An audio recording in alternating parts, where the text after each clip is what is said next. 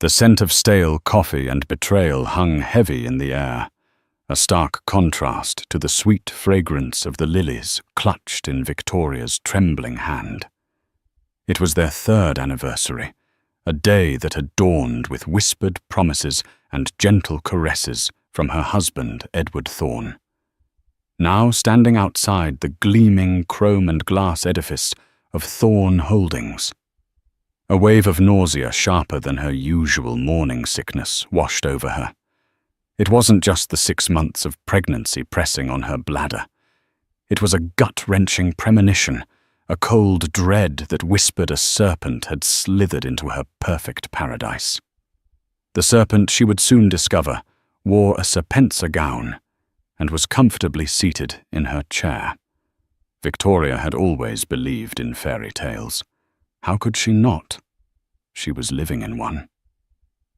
From a humble background working as a junior art curator, she had met Edward Thorne, the billionaire real estate magnate at a charity auction. He was older, devastatingly handsome, with eyes the color of a stormy sea that seemed to see right into her soul. He had pursued her with a relentless old-world charm, showering her with affection, respect, and a life she had only ever dreamed of. Their wedding was a lavish affair, a feature in Luxe Living magazine, and their life together in their sprawling penthouse overlooking Central Park was by all accounts perfect.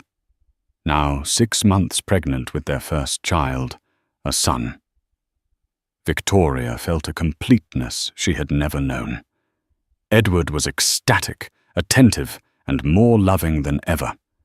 He'd personally overseen the design of the nursery, a masterpiece of soft blues and creams with a hand-painted mural of whimsical hot air balloons. He would talk to her belly for hours, telling their unborn son about the adventures they would have, the empires he would one day inherit. That morning had been no different. He'd woken her with a kiss, a single perfect red rose on her pillow, and the whispered words, "Happy anniversary, my love. Tonight we celebrate." He had a board meeting, a crucial one, he'd said, but promised to be home early for a special dinner he had planned. Victoria had spent the day in a state of blissful anticipation. She'd had a prenatal massage, bought a new elegant maternity gown from Seraphine, and decided to surprise Edward at his office with his favorite lunch, a bespoke bento box from Nobu. She wanted to see the look on his face, that heart-stopping smile that always made her feel like the most cherished woman in the world. As she stepped out of the private elevator that opened directly into the executive suite of Thorne Holdings, she was greeted by Edward's long-suffering but impeccably polite secretary, a woman in her late 50s named Margaret. Mrs. Thorne. "What a lovely surprise," Margaret said, her smile a little tighter than usual. "Mr. Thorne is in a meeting at the moment." "Oh, I know, Victoria," said her own smile radiant. "He told me it was an important one. I just wanted to drop off his lunch. And these," she added, gesturing to the bouquet of white lilies, Edward's favorite. Margaret's eyes flickered towards the double doors of Edward's office, a flicker so brief Victoria almost missed it. "Of course, I can take them in for you." "Nonsense, Margaret. I'll just pop in for a second." "He won't mind," Victoria said, her voice light and breezy. She moved towards the doors, a sense of playful excitement bubbling within her. "Mrs. Thorne, perhaps it's best to wait." Margaret's voice was strained, a note of desperation creeping in. But Victoria was already pushing open the heavy oak doors. The scene that greeted her was one that would be seared into her memory for the rest of her life, a tableau of such profound betrayal that it stole the very breath from her lungs. The office was as grand and imposing as the man who occupied it. Floor-to-ceiling windows offered a panoramic view of the city, a concrete jungle that Edward had conquered. His massive mahogany desk was usually a controlled chaos of files and blueprints, but today It was what was happening in front of the desk that held Victoria's horrified gaze. There in the plush, custom-made leather chair that Edward had always called Victoria's chair, the one she sat in when she visited him, the one where they'd shared countless conversations and dreams, sat a woman. Her long raven hair was styled in a sleek, sophisticated bob. She was wearing a slinky San Emerald green on by Sapensa, a dress that clung to her slender frame like a second skin. Her legs were crossed a stiletto-heeled shoe from Louboutin, dangling provocatively from her foot. And on his knees before her was her husband, Edward Thorne. His head was in her lap, his shoulders shaking with what Victoria, in her naivety first thought, was grief. The woman was stroking his hair, her long, crimson-nailed fingers tracing patterns on his scalp. For a moment that stretched into an eternity, no one moved. The bento box slipped from Victoria's numb fingers, clattering to the polished marble floor. The sound, a sharp, jarring note, in the suffocating silence, broke the spell. Edward's head shot up. His sea-storm eyes, usually filled with adoration for her, were now wide with a mixture of shock, guilt, and something else. Something Victoria couldn't quite decipher. A flicker of anger. The woman in the chair, however, showed no such discomposure.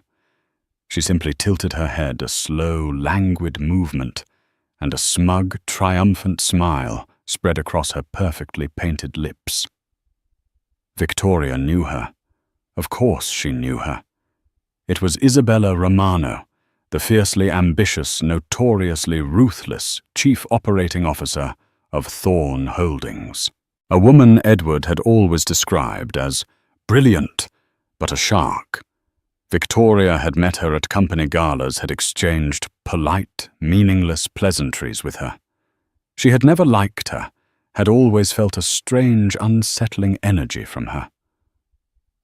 Now she knew why. Victoria Edward gasped, scrambling to his feet. He looked disheveled. His usually immaculate suit, rumpled, his tie loosened. This isn't what it looks like. The classic, pathetic cliché hung in the air, a testament to the depth of his deceit. Victoria's gaze moved from her husband's guilty face to the woman who was now slowly, deliberately standing up. Isabella was taller than Victoria had realized her presence, commanding her green eyes, cold and assessing. She ran a hand down her dress, smoothing out a non-existent wrinkle, a gesture of pure, unadulterated arrogance. "Isn't it?" Isabella's voice was like honey laced with arsenic. "It looks to me like your husband was seeking a little comfort. The pressures of a multi-billion-dollar empire, you know. They can be so draining." The condescension in her tone was a physical blow. Victoria felt the blood drain from her face. The lilies, once a symbol of her love and celebration, now felt like a funeral wreath in her hand. "Get out of my chair." Victoria's voice was a hoarse whisper, barely audible. Isabella raised a perfectly sculpted eyebrow. "Your chair. Darling, this is the seat of power, and as you can see, it's currently occupied." "Edward." Victoria's voice cracked, and she finally looked at her husband, her eyes pleading with him to deny it, to fix this, to wake her from this living nightmare. "Tell her to get out." Edward ran a hand through his hair, his face a mask of turmoil. He looked from his devastated pregnant wife to his coolly composed mistress. The silence in the room was a roaring inferno, consuming the last vestiges of Victoria's fairy tale. "Isabella Edward," finally said, his voice strained. "Perhaps you should go." Isabella let out a low, throaty laugh. "Go. But we were just getting to the good part, weren't we, Edward? The part where you tell me how you're going to leave this relic of a marriage, and finally be with a woman who understands your world, your ambition. That's enough. Edward snapped a flash of anger in his eyes, but the damage was done. The words once spoken could not be unsaid. They hung in the air, venomous and irrefutable. Victoria felt a sharp, stabbing pain in her abdomen. She gasped, her hand flying to her belly. The room began to spin, the panoramic view of the city blurring into a kaleidoscope of mocking lights. Victoria Edward cried out, taking a step towards her. "Don't touch me," she whispered, the words laced with a pain so profound it was almost a physical force. She took a step back, then another, her eyes never leaving his. She saw him not as the man she loved, the father of her child, but as a stranger, a liar, a betrayer. With a strength she didn't know she possessed, she turned and fled. She didn't hear Edward calling her name, didn't hear Isabella's derisive laughter. The only sound was the frantic, terrified beating of her own heart, a drum beat marking the end of her world.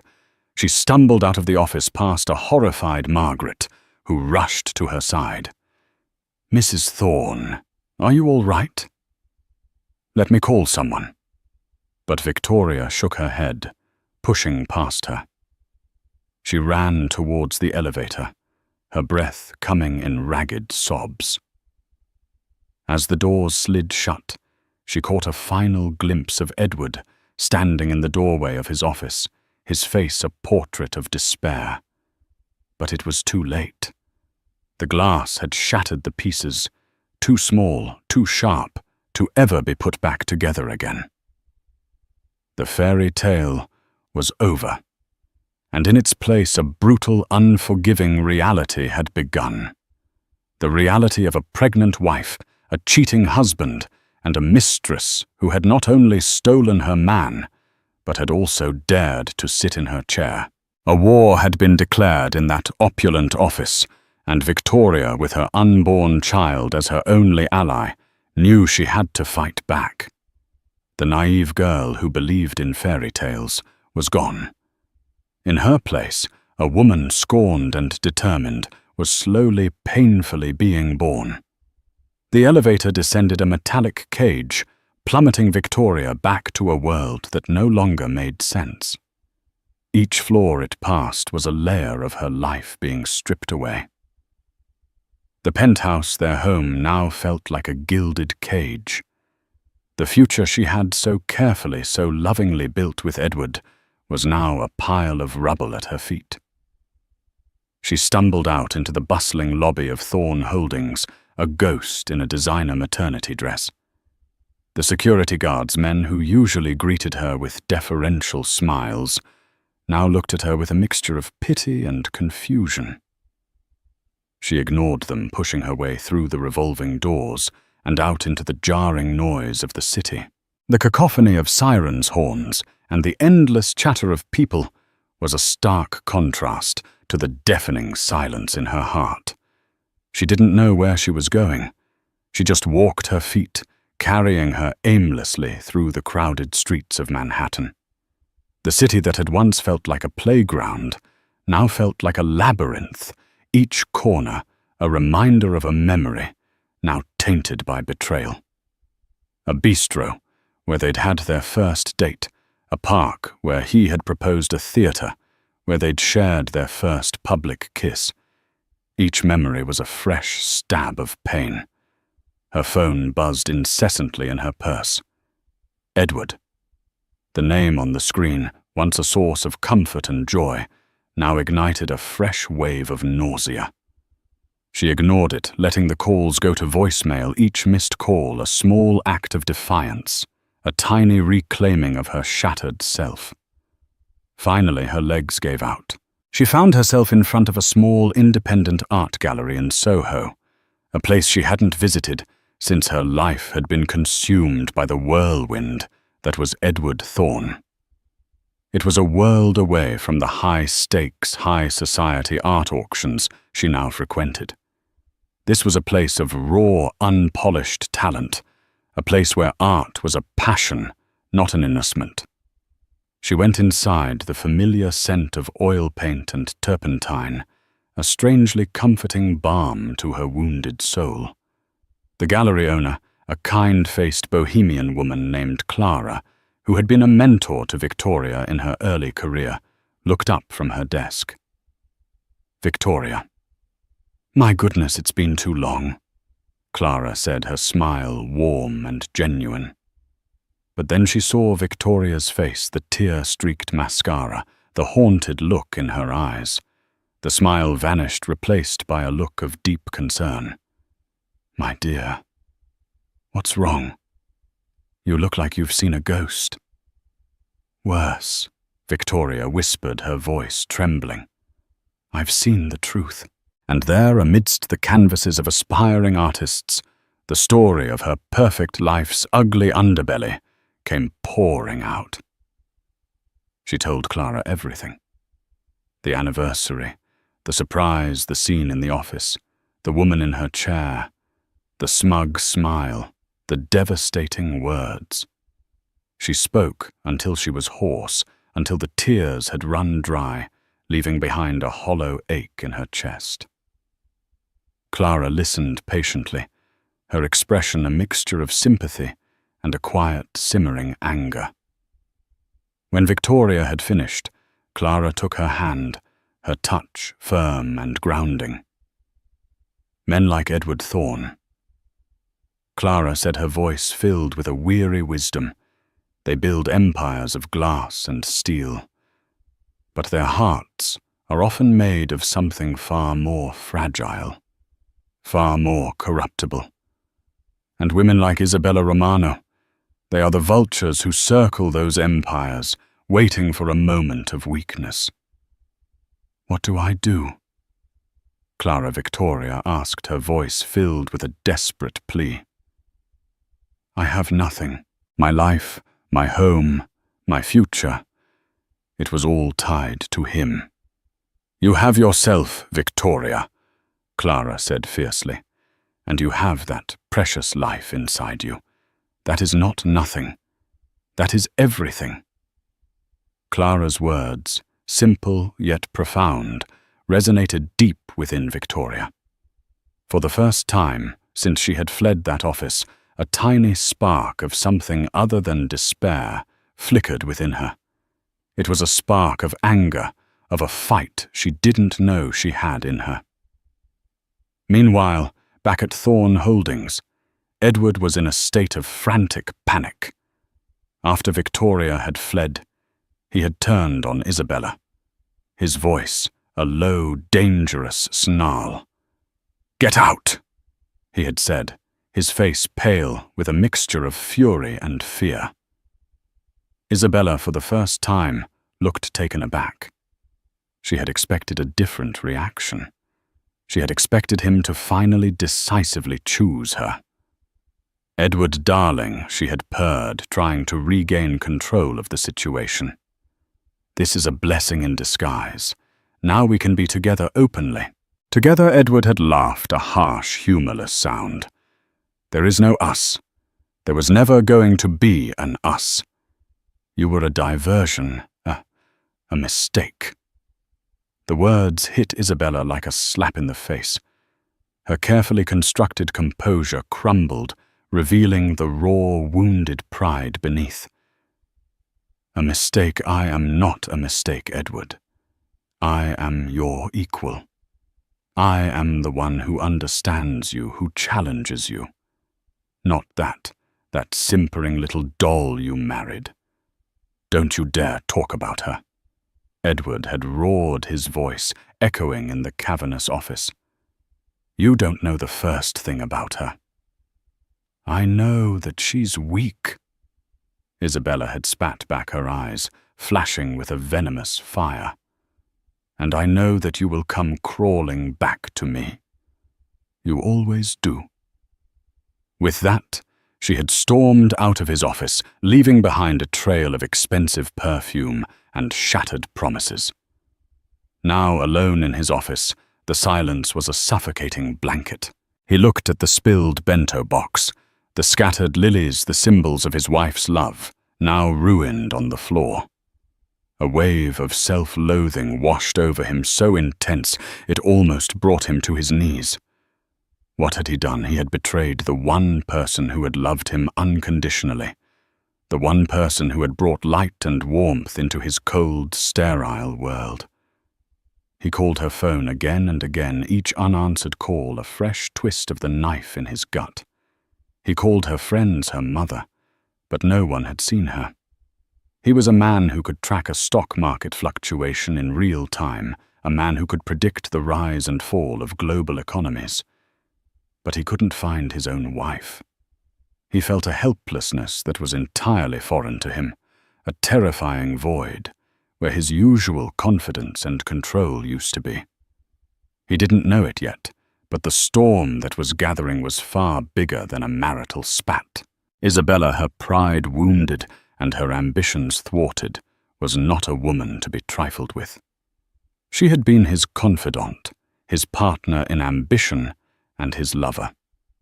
She knew his secrets, his vulnerabilities, his every weakness. And she was not about to go down without a fight. She had a plan, a contingency for every eventuality. And the humiliation she had just suffered had just activated her most ruthless one yet. And Victoria, cocooned in the quiet sanctuary of Clara's art gallery, was also undergoing a transformation. The tears had been shed. The shock was beginning to recede, replaced by old, hard clarity. She had been a fool, a naive girl playing dress-up in a world she didn't understand. But she was also a mother-to-be, and the fierce, primal instinct to protect her child was now a roaring fire in her veins. She looked at Clara, her eyes no longer filled with despair, but with a steely resolve. He's not going to get away with this, Clara. He thinks I'm weak. They both do, but they have no idea who they're dealing with. The battle lines had been drawn. On one side, a billionaire consumed by guilt and a desperate need for redemption. On the other, a scorned mistress armed with secrets and a thirst for revenge. And in the middle, a pregnant wife who had just discovered a strength she never knew she possessed. The storm was coming, and when it broke, it would threaten to destroy not just a marriage, but an entire world. The drama was just beginning, and the players were about to find out that hell hath no fury, like a woman and a mother scorned. The next few days were a blur of calculated moves and quiet desperation. Victoria, with Clara's help, found a small, discreet apartment in a quiet neighborhood, a far cry from the opulent penthouse that now felt like a mausoleum of broken dreams. She changed her number, creating a digital fortress around herself, a space where Edward's incessant calls and apologetic texts could not penetrate. She also made a crucial call, one that would set the stage for the battle to come. She called Arthur Vance, the most feared divorce lawyer in the city, a man known for his razor-sharp intellect and his take-no-prisoners approach to litigation. Mrs. Thorne. Arthur's voice was calm and measured over the phone. "I've been expecting your call." Victoria was taken aback. "You have?" When a man like Edward Thorne, a man with a net worth that rivals a small country's GDP, has a public indiscretion, the vultures start to circle. I, however, prefer to be the eagle. Victoria felt a flicker of hope. "I need your help, Mr. Vance. I want to leave him, but I want to do it on my own terms." "And what are your terms, Mrs. Thorne?" "I want to be financially independent," Victoria said, her voice gaining strength with each word. "I want to secure my son's future. And I want to make sure that Isabella Romano does not profit from my pain." There was a pause on the other end of the line. Then Arthur Vance let out a low chuckle. "Mrs. Thorne, I do believe this is the beginning of a beautiful and very profitable partnership." Arthur's first piece of advice was simple but powerful. Do not engage with him. Do not answer his calls. Do not respond to his messages. Let him stew in his own guilt. A desperate man makes mistakes, and we will be there to capitalize on every single one of them. And so Victoria began her new life in the shadows, a life of quiet determination. She started visiting the art gallery again, not as a patron, but as a collaborator. She began to use her knowledge of the art world, her eye for talent, to help Clara curate a new exhibition. The work was a welcome distraction, a way to channel her pain and anger into something productive, something that was hers, and hers alone. Meanwhile, Edward was a man on the brink. The silence from Victoria was a form of torture he had never experienced. He was used to getting what he wanted, to solving problems with a phone call or a checkbook. But this was different. This was a wound he couldn't close, a chasm he couldn't bridge. His work suffered. He was distracted, irritable, his Midas touch seemingly deserting him. He made a series of uncharacteristically poor business decisions, his mind clouded by the personal turmoil that consumed him. The board of Thorne Holdings, a group of powerful, ruthless men who cared more about profit margins than personal problems, were starting to get nervous. And then there was Isabella. After her dramatic exit from his office, she had become a ghost. She still came to work, her performance as impeccable as ever. But the easy camaraderie, the late-night brainstorming sessions, the stolen moments of intimacy, they were all gone. She was a block of ice, her green eyes holding a chillingly professional distance. She was playing a waiting game, and Edward, for all his business acumen, couldn't figure out her next move. He tried to apologize, to explain. He cornered her in her office one evening, his voice pleading. "Isabella, we need to talk." She looked up from her computer, her expression unreadable. "There's nothing to talk about, Edward. We had a professional relationship that crossed a line. It's over. Now, if you'll excuse me, I have a quarterly report to finalize." Her coldness was more unnerving than any outburst of anger. He had underestimated her pride, her ambition, her capacity for revenge. The first move in Isabella's game of chess came a week later. An anonymous tip was leaked to a notorious gossip columnist, a man named Marco Diaz, whose online portal, The Diaz Report, was the scourge of the city's elite. The tip was simple, yet devastatingly effective. Edward Thorne, the golden boy of New York real estate, was having an affair with his COO, the formidable Isabella Romano. The story broke on a Tuesday morning, and it spread like wildfire. The headlines were salacious, the details embellished, but the core of the story was true.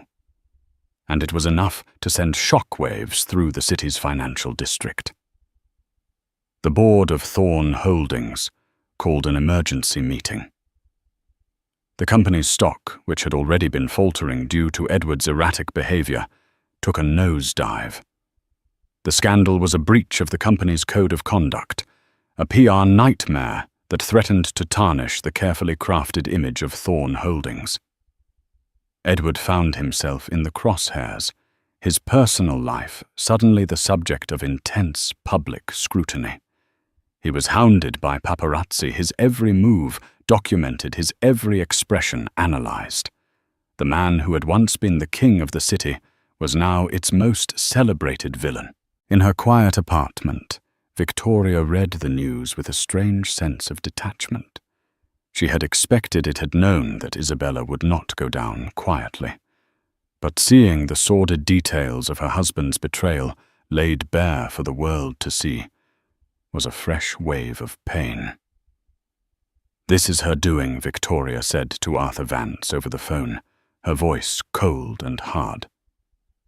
"Of course it is," Arthur replied, his tone unflappable.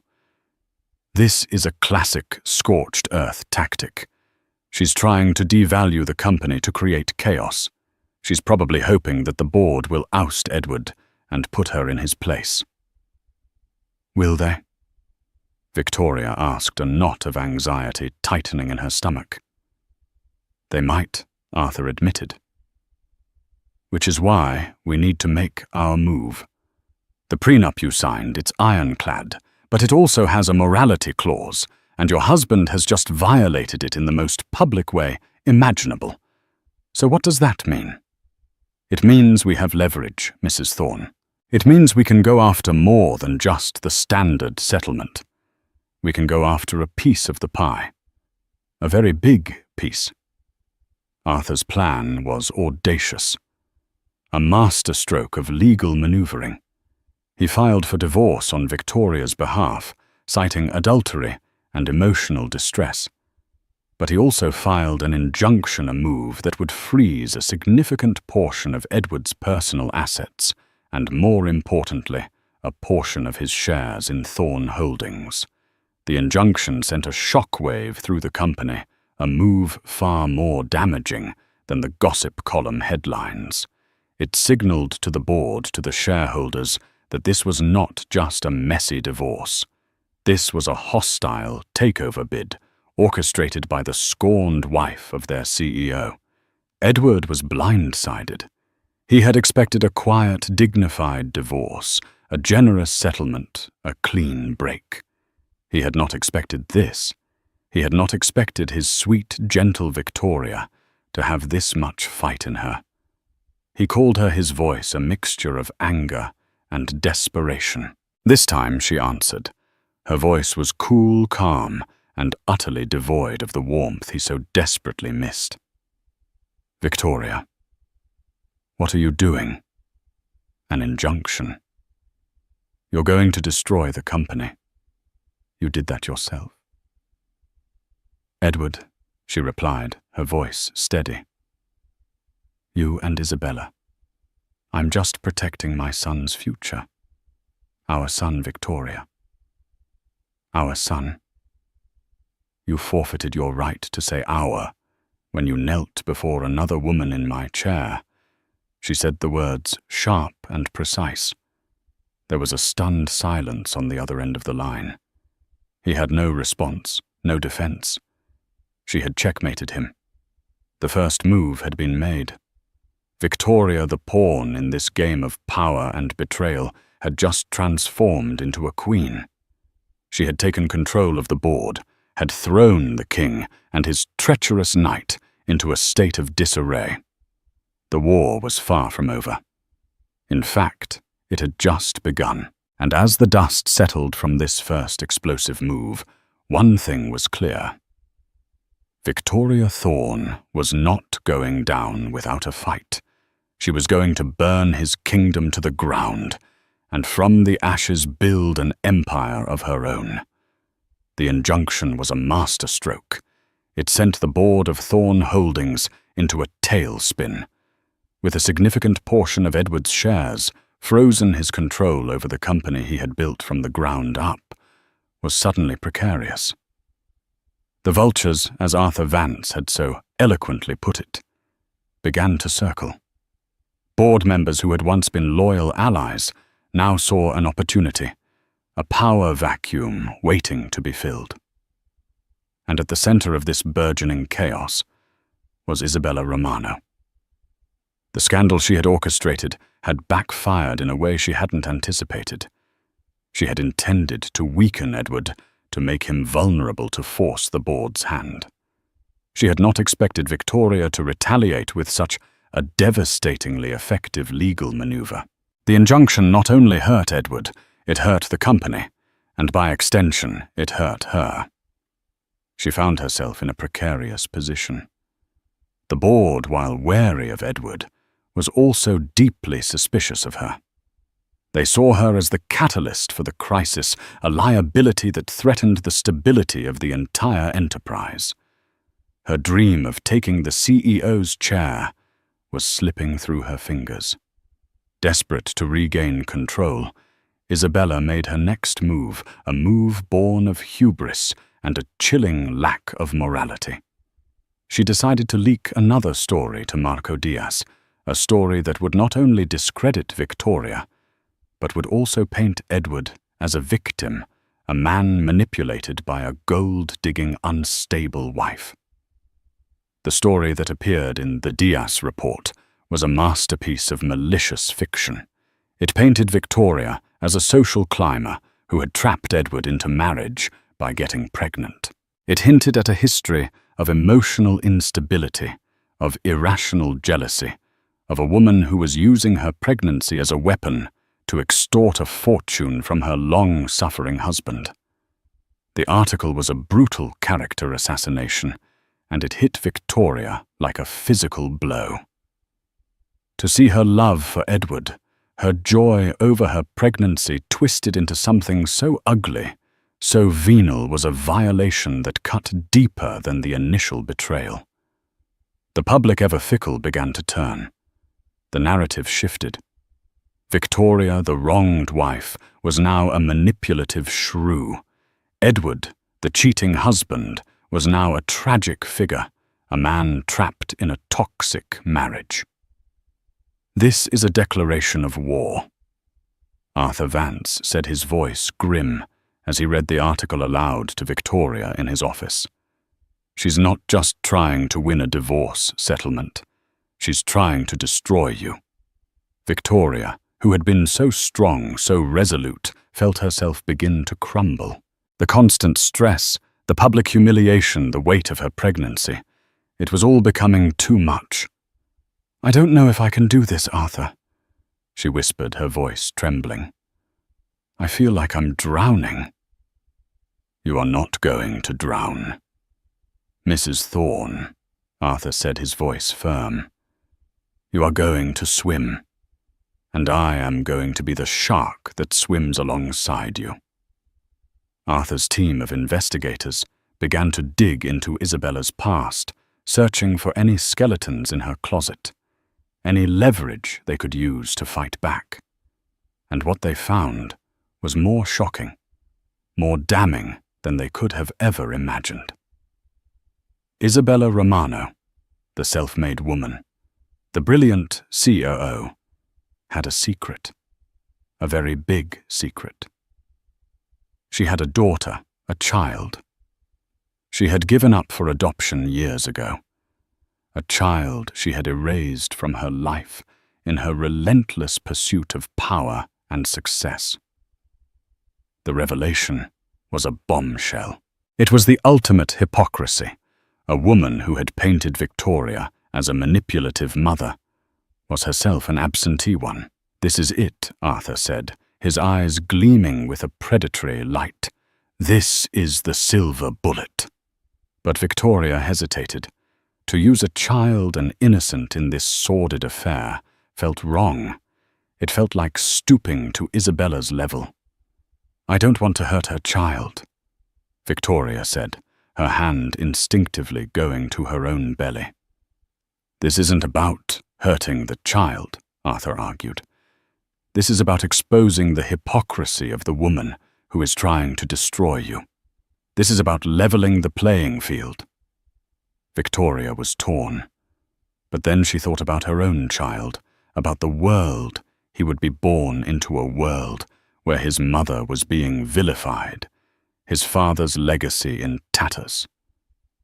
She thought about the cold, calculating cruelty of Isabella Romano, and her resolve hardened. "Do it," she said, her voice a whisper. The story of Isabella's secret daughter was leaked not to the salacious Marco Diaz, but to a respected, serious journalist at the New York Times. It was a strategic move designed to lend credibility to the story, to frame it not as gossip, but as a serious investigation into the character of a high-powered executive. The fallout was immediate and catastrophic for Isabella. The story, a deeply researched and sensitively written piece, painted a picture of a woman so consumed by ambition that she had sacrificed the most fundamental human connection. The public, which had been so quick to condemn Victoria, now turned on Isabella with a vengeance. She was no longer the brilliant, wronged woman. She was a monster, a modern-day Medea. The board of Thorn Holdings, already on edge, saw their worst fears realized.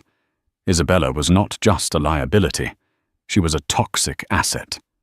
In a swift, unanimous decision, they terminated her contract, citing a breach of the company's ethics clause. Isabella was ruined. Her career, her reputation, her carefully constructed life. It was all gone. She had played with fire, and she had been consumed by the flames. Edward, watching this all unfold, was a man in turmoil.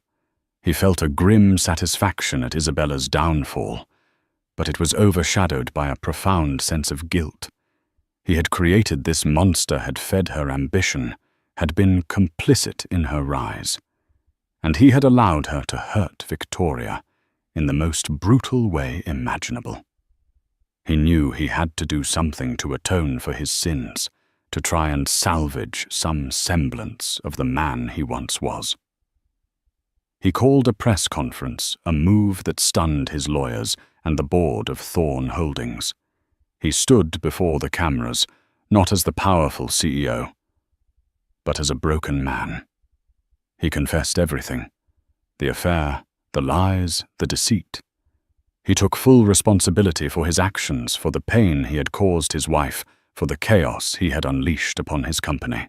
He announced that he was taking an indefinite leave of absence from Thorn Holdings, that he was going to focus on his personal life, on trying to earn back the trust of the woman he loved.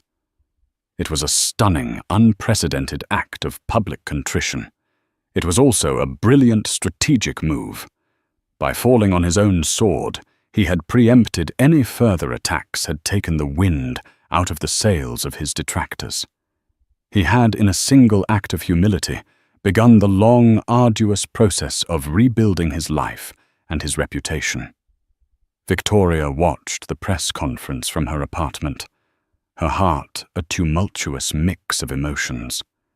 She saw the pain in his eyes, the genuine remorse in his voice. But she also saw the man who had shattered her world, the man who had stood by while another woman sat in her chair. The war was not over, but the battlefield had shifted. Isabella was gone.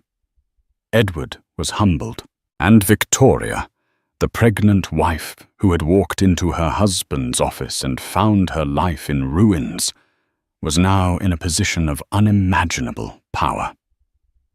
The future of Thorn Holdings, the fate of the man she had once loved, was now in her hands. The unraveling was complete, and from the wreckage, a new uncertain future was about to be born. Edward's public confession was a detonation at the heart of New York's elite society. It wasn't just news, it was a spectacle. The king had willingly abdicated, stripping himself of his crown and armor before the ravenous eyes of the world. For Victoria, watching the broadcast from the quiet solitude of her new apartment, the moment was a tangled knot of emotions. There was no triumphant joy, only a hollow, echoing vindication. He had finally spoken the truth, but the words were a ghost of what she had needed to hear in the sanctity of their life, not in a press conference staged to salvage a crumbling empire. Heeding the advice of his few remaining advisors, Edward vanished. He retreated to the sprawling Thorn estate in the Hamptons, a place he hadn't willingly visited since his father's funeral. The magnificent cedar-shingled mansion, usually a hub of summer galas, was now a cavernous hall of silence. He wandered its empty rooms, the sea air thick with the scent of salt and regret. He'd find himself standing in his father's old study, surrounded by leather-bound books on ethics and philosophy, books he'd once dismissed as relics of a bygone era. He saw the man. His father was stern, principled, a builder of legacies, not just fortunes. The reflection that stared back at him from the darkened windows was a pale, haunted stranger. This self-imposed exile wasn't a vacation.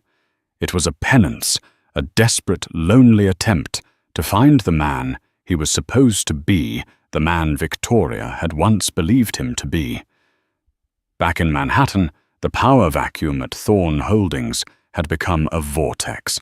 The emergency boardroom was a theater of barely concealed panic. Loyalties once forged in steel and sealed over expensive steak dinners were now brittle as glass. Whispers of hostile takeovers and shareholder revolts slithered through the corridors. They were a ship without a captain taking on water, and the sharks were circling.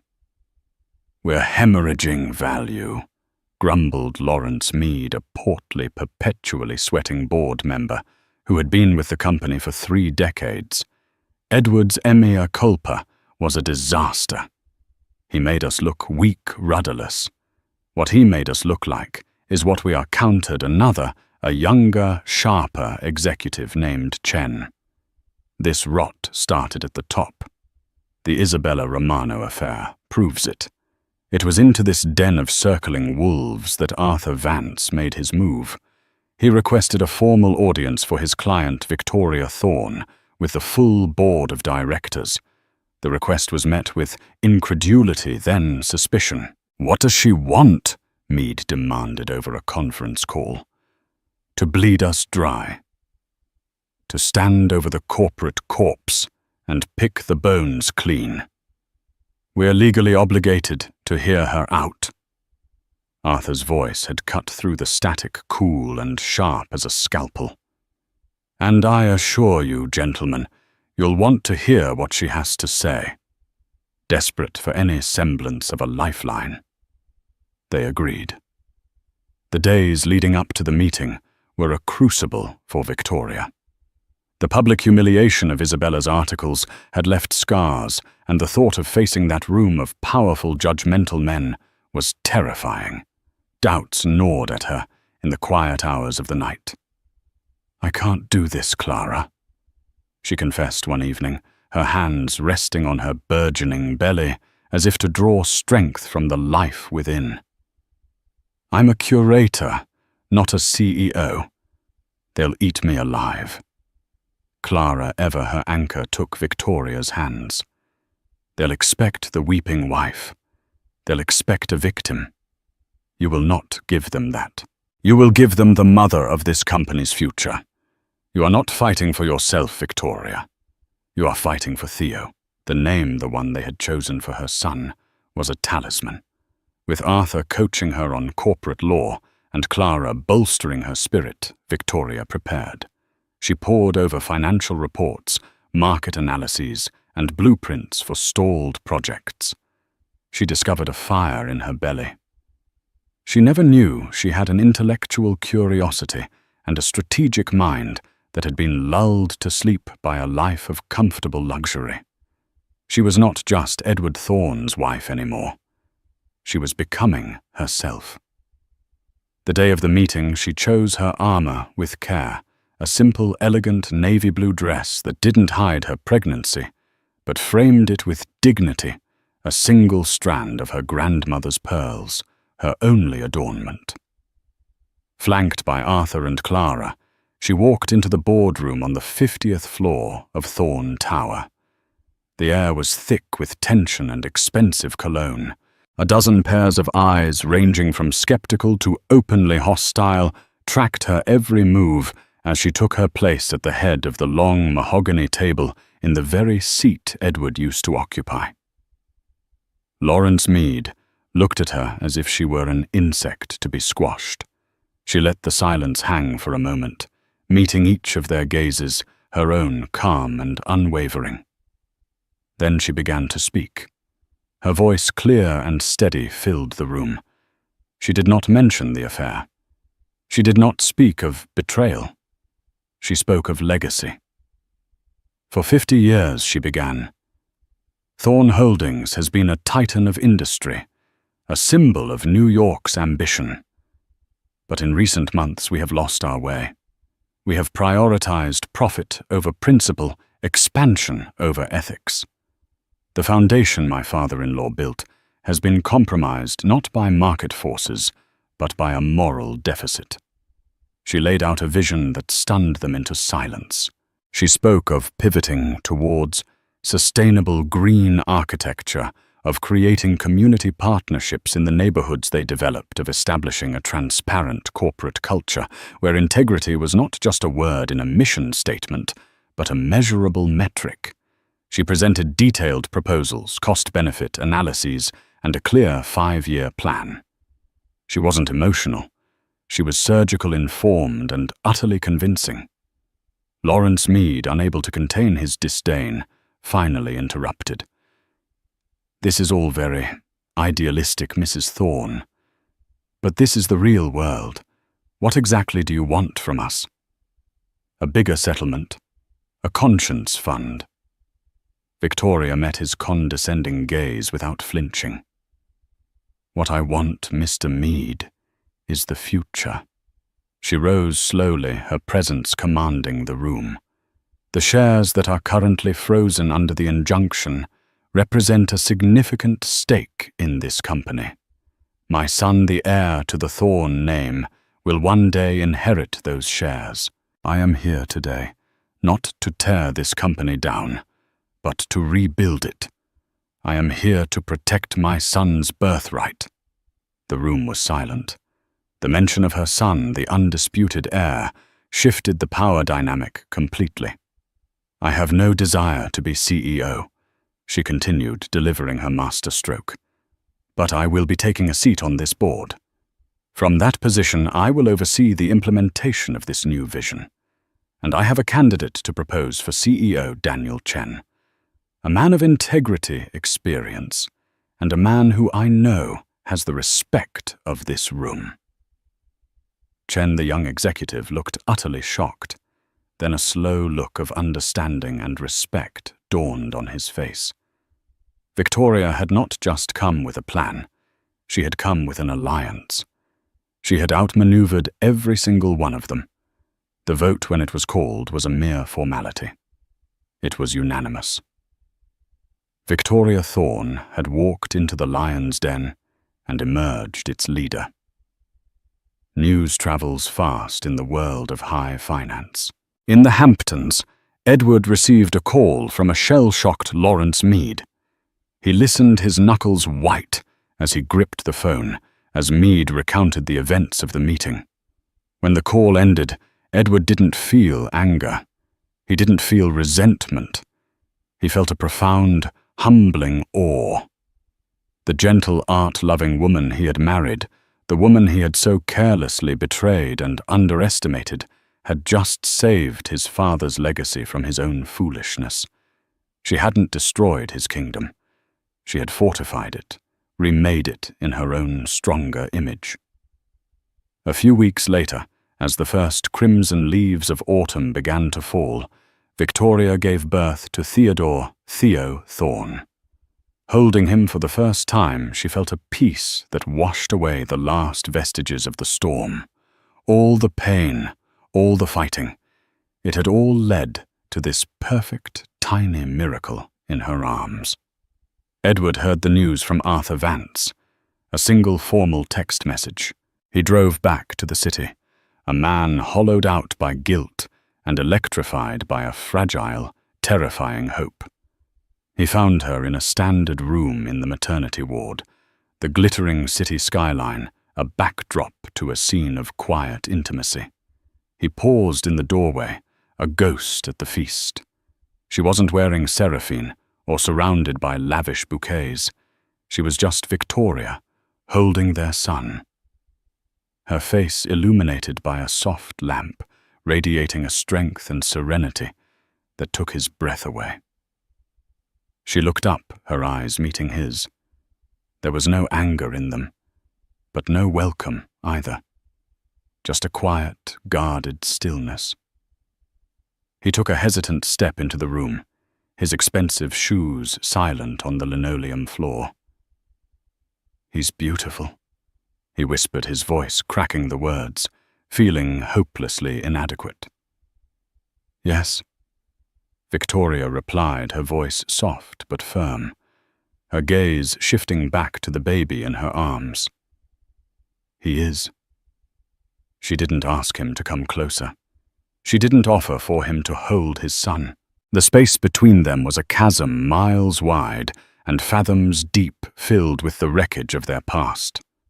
Edward stood there, a king in exile, looking at the two people who were his entire world, knowing he had no right to either of them. The reckoning was over. The drama had faded. This quiet, painful, uncertain moment was all that was left. It was not an ending. It was the first terrifying day of a long, arduous journey toward a dawn he could only pray he would one day be worthy enough to see. The story of Victoria Thorne is a stark reminder that the deepest betrayals can often forge the most unbreakable strength. We've journeyed with her from the dizzying heights of a fairy tale life to the crushing depths of heartbreak, and watched as she rose from the ashes, not as a victim, but as a victor. Her fight was not just for herself, but for the future of her unborn child, a testament to the fierce, unyielding power of a mother's love. But the question remains, can a love so brutally shattered ever be truly mended? Can Edward, a man stripped of his pride, ever truly earn redemption in Victoria's eyes, and in our own? If Victoria's journey of resilience and rebirth has moved you, if the drama of the Thorne Empire has captivated you, please show your support. Like this video, share it with others who appreciate a story of strength against all odds, and subscribe to our channel for more tales of love loss and the indomitable human spirit. Your engagement helps us bring more stories like this to light. What do you think Victoria should do next? Leave your thoughts in the comments below.